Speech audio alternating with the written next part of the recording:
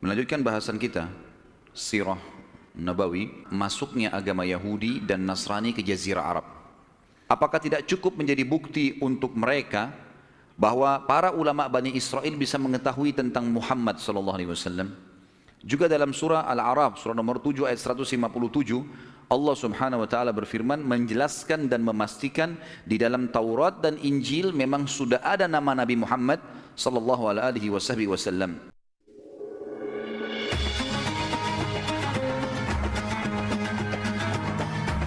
Yang subscribe, semoga hidup kaya raya, mati masuk surga. Assalamualaikum warahmatullahi wabarakatuh. Alhamdulillah, selalu kita memanjatkan puja dan puji kita kehadirat Allah Subhanahu wa taala atas segala nikmatnya. Karena memang dengan memuji namanya, maka segala kebutuhan kita yang kita butuhkan untuk roda kehidupan di muka bumi ini dipenuhi oleh Sang Pencipta. Dan juga kita panjatkan salam hormat kita, salawat dan taslim kepada Nabi besar Muhammad sallallahu alaihi wasallam sebagai bentuk kepatuhan kita kepada Allah yang Maha Tinggi dan Maha Pemurah, karena Ia telah menjadikannya ibadah untuk kita semua. Melanjutkan bahasan kita, Sirah Nabawi, masuknya agama Yahudi dan Nasrani ke Jazirah Arab. Karena memang ada di zaman Nabi SAW, terutama negeri Yaman, itu ada orang-orang Arab tapi agamanya Yahudi. Begitu pula ada negara-negara Arab dan orang-orang Arab, bahkan sampai hari ini ada yang beragama Nasrani. Bagaimana bisa ini terjadi?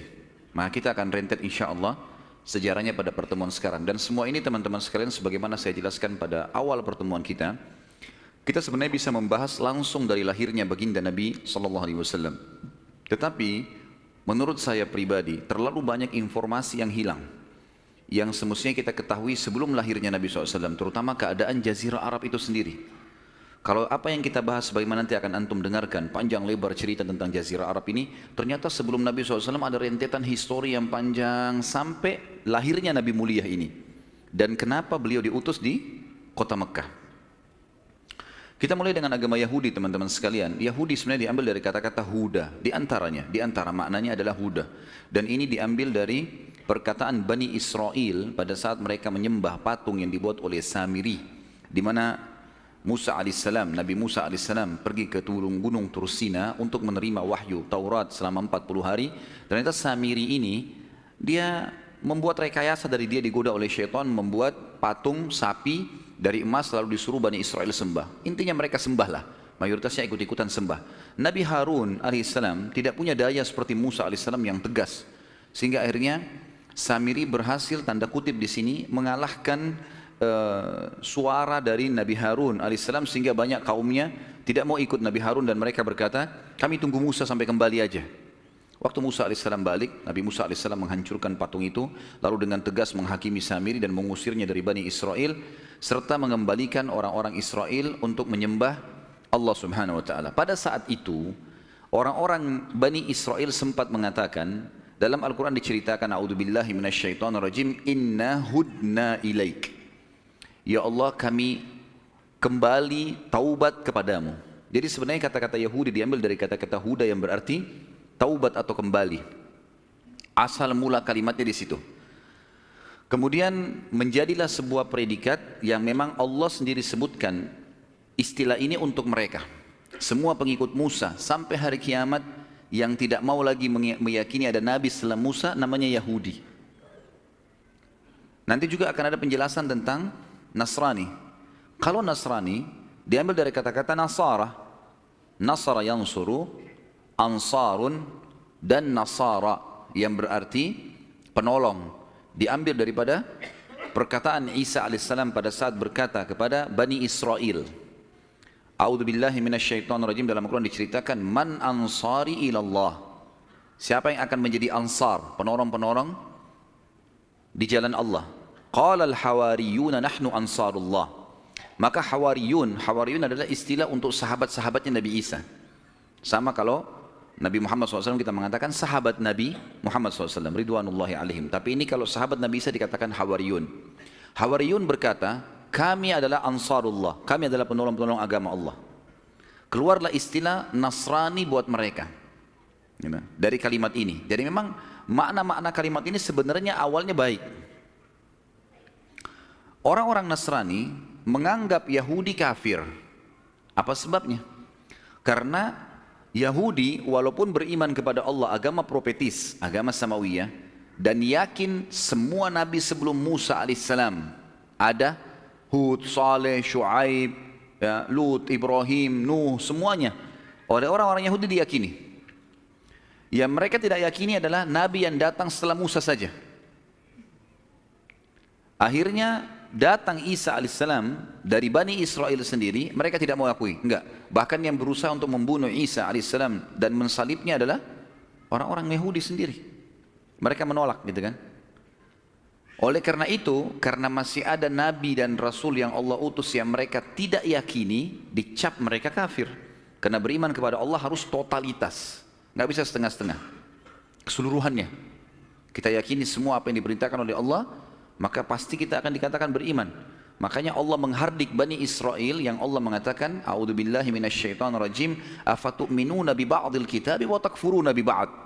Apakah kalian beriman dengan sebagian isi Alkitab dan kalian pungkiri sebagian yang lain? Apa yang cocok diimani, apa yang tidak cocok ditinggalkan? Sampai para ulama tafsir menekankan mengatakan siapapun di antara kaum muslimin yang coba memilah-milah hukum Allah, mereka sama dengan Yahudi dan Nasrani. Dan Allah mencap mereka kafir gara-gara itu, gitu kan? Berjalan waktu, datang Nabi Muhammad SAW, ternyata dan Nasrani ini diberikan predikat untuk semua orang yang mengaku pengikut Isa AS sampai hari kiamat. Dan tidak mau mengimani risalahnya Nabi Muhammad SAW. Nasrani meyakini semua Nabi, dari Isa ke atas, Musa, Daud, semuanya sampai Nabi Adam. Tapi mereka tidak mengimani risalah Nabi Muhammad SAW. Kasuistiknya secara histori berarti, kenapa sekarang umat Islam mengatakan Nasrani kafir? Sama dengan kenapa Nasrani mengatakan Yahudi kafir. Sama persis. Karena mereka masih menolak ada Rasul dan Nabi yang terakhir. Itulah Nabi Muhammad alaihi salatu wassalam. Jelas sampai sini? Belum ngantuk kan? Baik. Jadi di sini kita dari awal menjelaskan dulu definisi Yahudi dan Nasrani. Ya. Baik. Awal mula masuknya Yahudi ke Jazirah Arab ini, lebih tepatnya kita mulai dari kisah seorang raja Yaman bernama Rabi'ah bin Nasr. Rabi'ah bin Nasr. Nanti di pertemuan kita ini teman-teman akan banyak nama-nama yang mungkin antum belum pernah dengar sebelumnya. Gitu. Tapi coba direkam, ya, difahamin. Kalau ada yang bisa nulis, ditulis, gitu kan. Itu sangat bagus. Kalau enggak juga nanti insya Allah bisa di-download dari YouTube yang akan diangkat oleh teman-teman timnya. Rabi'ah bin Nasr ini seorang raja Yaman dan ia pernah bermimpi satu waktu, dalam beberapa buku sejarah disebutkan, dan dia sangat gelisah dengan mimpi itu. Dia mimpi kerajaannya hancur, segala macam api di sana sini, dia ketakutan. Lalu kemudian pada saat itu, Rabi'ah bin Nasr ini bukan penyembah Allah, dia penyembah berhala. Dan banyak sekali ketergantungan partner antara berhala ini dengan dukun-dukun dan peramal penyamun, ini sambungannya, gitu kan. Maka dia bertanya kepada para dukun-dukunnya, kira-kira apa alasannya, apa takwilnya mimpi ini? Sebagian dukun-dukunnya mengatakan ini menandakan kerajaan Anda akan hancur sebentar lagi, gitu. Maka Rabi'ah bin Nasr karena ketakutan dengan takwil mimpi itu, dia pun akhirnya mengeluarkan mayoritas keturunannya, anak-anaknya, sebagian istrinya, kemudian kerabat umumnya, yang kerabat besarnya dia dipindahkan di wilayah sekitar Irak, ya. Dan di wilayah sekitar Irak inilah berkembang pesat keturunan dia. Dan nanti akan dikenal ada seperti Nu'man bin Bashir. Nanti akan ada tentu sentuhan tentang kisah orang ini. Nu'man bin Bashir ini salah satu keturunan Rabi'ah bin Nasr yang waktu dihijrahkan ke Irak, kemudian mereka berkembang di situ di wilayah padang pasir yang luas sehingga menjadi komunitas kerajaan yang besar juga di Irak. Tapi ini keturunan Rabi'ah bin Nasr. Baik, yang sedang kita bahas Rabi'ah bin Nasr. Rabi'ah bin Nasr ini selain memang kerajaannya sangat luas, dia juga terkenal sekali mempertahankan setiap raja. Nanti kalau dia mati harus anaknya yang jadi raja. Anaknya mati maka harus jadi anaknya lagi. Atau kadang-kadang dia tidak alihkan ke saudaranya. Rabi'ah bin Nasr ini kalau mati anaknya jadi raja. Nanti kalau anak yang pertama mati pindah ke anak kedua, anak ketiga, terus dia mau ke keturunannya. Salah satu keturunan Rabi'ah bin Nasr yang terkenal sekali, jadi banyak keturunan dia, tapi diantaranya yang jadi saksi bahasan kita adalah seseorang yang bernama Tabban As'ad. Ini nama yang kedua. Jadi Rabi'ah bin Nasr ini adalah raja dulunya, tapi bukan dia yang sedang kita bahas. Ada keturunan dia yang bernama Tabban As'ad. Tabban As'ad ini kerajaannya luas, secara fisik orangnya kuat, tampan, kaya raya, keturunannya banyak, gitu kan. Dan menjadi tradisi orang-orang Arab pada saat itu, dan sampai sekarang sebenarnya masih terjadi, kalau ada seseorang memiliki kelebihan fisik, keturunannya banyak, orangnya pintar, kaya raya, pokoknya berkumpul pada dia kelebihan-kelebihan duniawi ini, maka dia boleh membuat suku sendiri atas namanya dia. Walaupun suku itu dianggap cabang dari suku induk. Salah satunya adalah Tabban As'ad ini. Tabban As'ad ini karena memiliki banyak kelebihan dunia, diantaranya hampir seluruh wilayah Jazirah Arab, terutama Yaman pada saat itu dikuasai oleh dia. Mempunyai kelebihan fisik, punya kekayaan, punya segala, maka dikeluarkanlah sebuah julukan untuk dia, khusus untuk Raja Yaman, dengan istilah Tubba. Diambil dari nama dia Tabban As'ad. Dalam Al-Quran Allah mengatakan wa qaumu Tubba, dan kaum Tubba. Tubba maksudnya adalah orang-orang Yaman. Dan Yaman ini punya histori memang, sebagaimana kita tahu juga ada surah nomor 34 dalam Al-Quran namanya surah Saba. Saba adalah nama lainnya negeri Yaman. Jadi memang banyak histori berhubungan dengan negeri ini.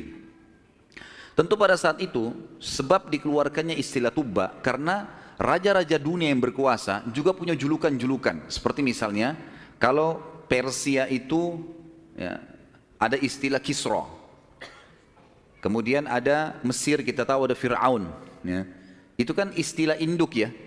Jadi Fir'aun itu sebenarnya istilah setiap orang yang ternobatkan jadi raja di Mesir pada saat itu. Seperti misalnya yang bermasalah dengan Musa alaihissalam, itu ada Ramsis. Ya. Raja lagi namanya Ramsis, tapi dia dikembalikan ke induk istilah raja Mesir Fir'aun.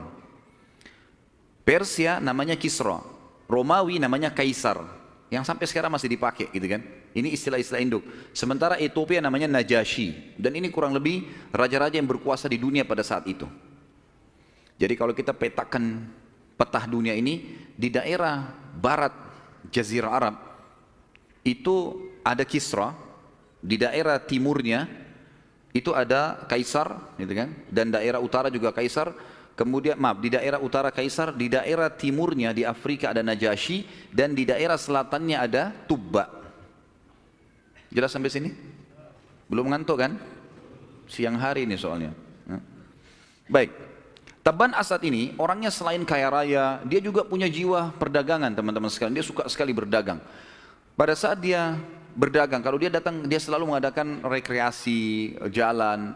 Dan setiap kali dia pergi, dia selalu melihat potensi apa ada yang di wilayah itu, kemudian dikelola sama dia menjadi bisnisnya.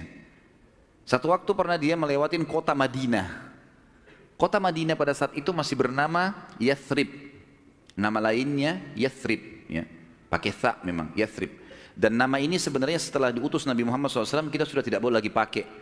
Di dalam banyak hadis Nabi SAW melarang kita memanggil Madinah dengan Yathrib, tapi beliau menggantinya dengan Al-Madinah Al-Munawwarah atau Tayyibah atau Tabah, gitu kan?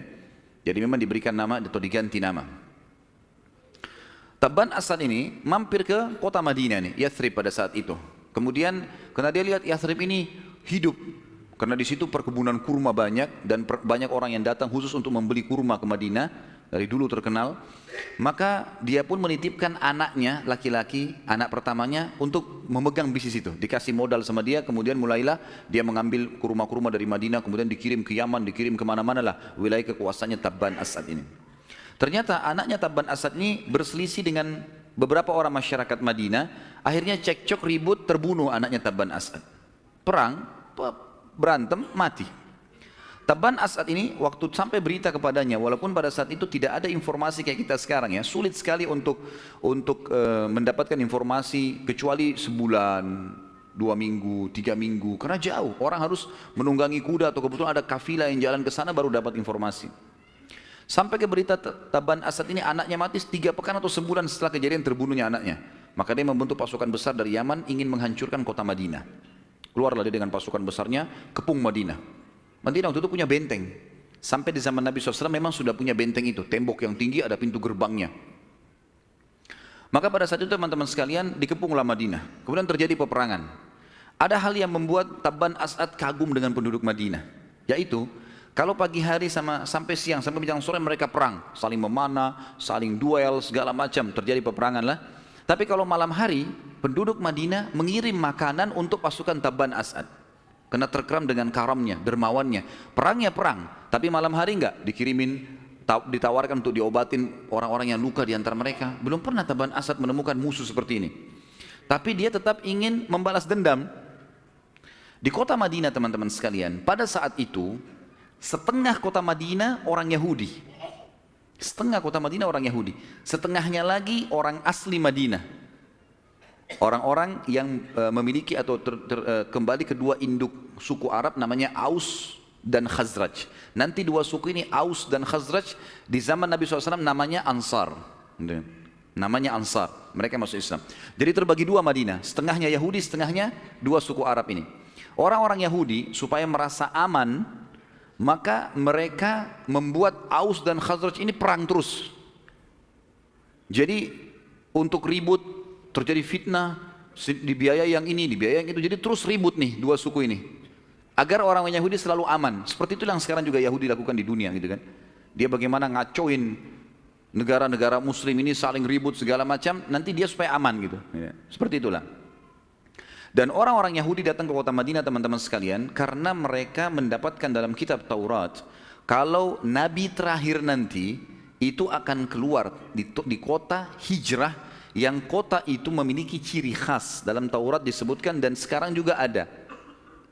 Di sebuah kota yang kota itu dipenuhi dengan pohon-pohon kurma dan sumber penghasilan utamanya kurma serta dihimpit dengan dua batu hitam yang luas.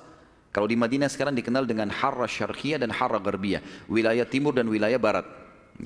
Kalau teman-teman lagi umrah, bisa minta kepada gaidnya, saya mau lihat Harra Syarqiyah dan Harra Gharbiyah. Jadi kalau meja ini kita ibaratkan kota Madinah, di timur dan di baratnya itu teman-teman sekalian ada batu-batu hitam yang tajam, saking panasnya cuaca, itu sampai panas batu-batu itu. Dan Madinah pada zaman itu mustahil diserang dari dua sisi ini. Wilayah utaranya Madinah itu penuh dengan pohon-pohon kurma. Di daerah Uhud, ya Gunung Uhud ke atas itu penuh dengan pohon-pohon kurma gitu ya. Jadi pintu gerbang Madinah adanya di selatannya. Makanya nanti kalau kita bahas perang Khandaq, perang Parit, itu parit dibuat oleh Nabi SAW di daerah selatannya kota Madinah. Sehingga cuma dari situ saja tidak bisa diserang. Kalau timur dan barat sulit diserang oleh pasukan kuda karena penuh dengan batu-batu hitam yang tajam. Dan juga di daerah utara penuh dengan pohon-pohon kurma yang lebat. Orang-orang Yahudi hijrah ke Madinah gara-gara itu. Dan selalu saja orang Yahudi berkata kepada Aus dan Khazraj, dua suku yang nanti jadi Ansar setelah masuk Islam, berkata nanti akan keluar Nabi terakhir di kota ini dan kami akan menjadi pengikut utama, pengikutnya yang setia, dan kami akan memerangi kalian hai Aus dan Khazraj sebagaimana kaum Ad dan Iram. Ada dua dulu, kaum Ad dan Iram ini mereka berperang sampai banyak sekali korbannya. Kami akan memerangi kalian sampai seperti itu karena kami sedang menunggu Nabi terakhir itu keluar. Ini sebabnya kenapa Yahudi ada di kota Madinah. Waktu Tabban As'ad mengepung kota Madinah dan sudah kurang lebih berjalan 40 hari belum bisa menembus kota Madinah, keluarlah dua pendeta Yahudi dari Madinah. Keluar kemudian minta izin ketemulah. Lalu keduanya bertanya kepada Tabban As'ad, wahai raja, apa yang anda inginkan di kota ini? Ya saya mau menghancurkan kota ini, membalas dendam, anak saya dibunuh, kenapa? Gitu kan. Kata dua-duanya, anda tidak akan mampu. Seberapa lama pun anda mengepung kota ini tidak akan mampu. Kata Tabban As'ad, kenapa? Ditanya, karena ini adalah mahjarun Nabi. Ini adalah tempat hijrahnya Nabi terakhir. Dari mana kalian tahu itu? Dari kitab kami Taurat, inilah Taurat. Mulailah mereka menceritakan tentang agama Yahudi. Gara-gara cerita demi cerita dan waktu itu Tabban As'ad ini penyembah berhala, ngikutin kakeknya tadi Rabi'ah bin Nasr, gitu kan. Maka akhirnya masuk Yahudi Tabban As'ad.